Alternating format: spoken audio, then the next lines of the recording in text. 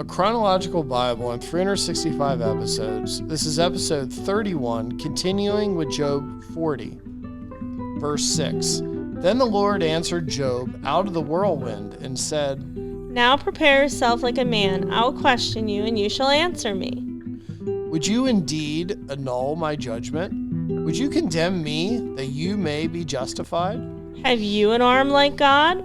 Or can you thunder with a voice like his? Then adorn yourself with majesty and splendor, and array yourself with glory and beauty. Disperse the rage of your wrath. Look on everyone who is proud and humble him. Look on everyone who is proud, and bring him low. Tread down the wicked in their place. Hide them in the dust together. Bind their faces in hidden darkness. Then I will also confess to you that your own right hand can save you. Look, now at the behemoth, which I have made along with you. He eats grass like the ox. See now, his strength is in his hips, and his power is in his stomach muscles. He moves his tail like a cedar. The sinews of his thighs are tightly knit. His bones are like beams of bronze, his ribs like bars of iron. He is the first of the ways of God. Only he who made him can bring near his sword. Surely the mountains yield food for him, and all the beasts of the field play there. He lies under the lotus tree in a covert of reeds and marsh. The lotus trees cover him with their shade.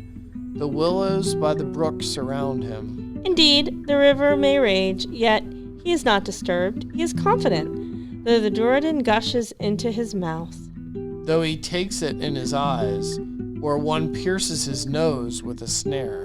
Can you draw out Leviathan with a hook, or snare his tongue with a line which you lower? Can you put a reed through his nose, or pierce his jaw with a hook? Will he make many supplications to you? Will he speak softly to you? Will he make a covenant with you? Will you take him as a servant forever? Will you play with him as with a bird, or will you leash him for your maidens? Will your companions make a banquet of him? Will they apportion him among the merchants? Can you fill his skin with harpoons, or his head with fishing spears? Lay your hand on him. Remember the battle.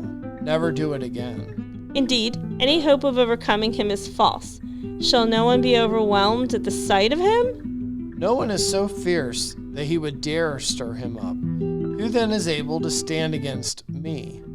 Who has preceded me that I should pay him? Everything under heaven is mine. I will not conceal his limbs, his mighty power, or his graceful proportions. Who can remove his outer coat? Who can approach him with a double bridle? Who can open the doors of his face, with his terrible teeth all around? His rows of scales are his pride, shut up tightly as with a seal. One is so near another that no air can come between them.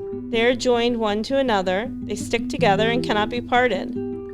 His sneezings flash forth light, and his eyes are like the eyelids of the morning. Out of his mouth go burning lights. Sparks of fire shoot out. Smoke goes out of his nostrils, as from a boiling pot and burning rushes. His breath kindles coals, and a flame goes out of his mouth. Strength dwells in his neck, and sorrow dances before him. The folds of his flesh are joined together. They are firm on him and cannot be moved.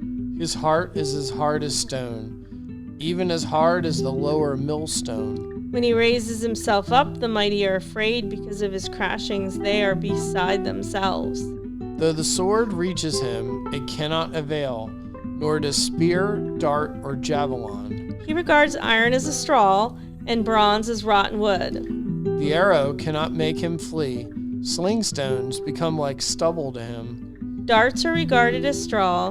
He laughs at the threat of javelins. His undersides are like sharp potsherds. He spreads pointed marks in the mire. He makes the deep boil like a pot. He makes the sea like a pot of ointment. He leaves a shining wake behind him. One would think the deep had white hair. On earth there's nothing like him, which is made without fear. He beholds every high thing. He is king over all the children of pride. Then Job answered the Lord and said, I know that you can do everything, and that no purpose of yours can be withheld from you. You ask, who it is this who hides counsel without knowledge?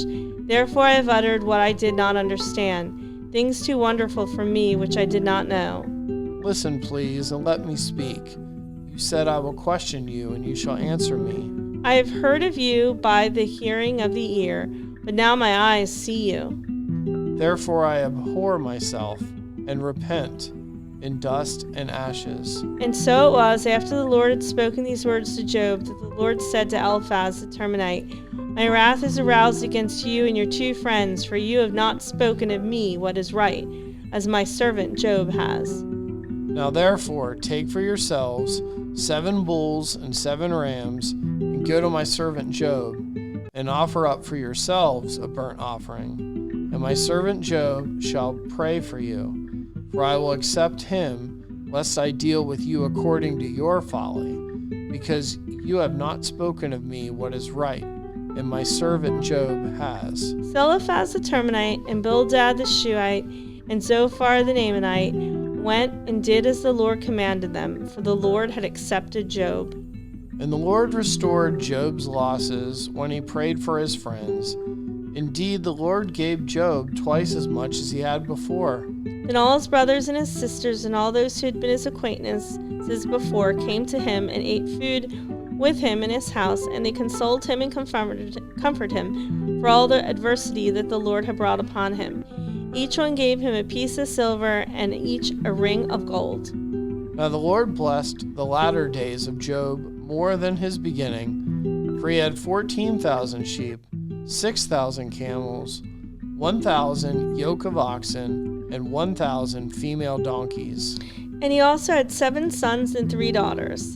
And he called the name of the first Jemimah, the name of the second Keziah, and the name of the third Karen Hapuk. In all the land were found no women so beautiful as the daughters of Job, and their father gave them an inheritance among their brothers. After this, Job lived 140 years, and saw his children and grandchildren for 4 generations. So Job died, old and full of days.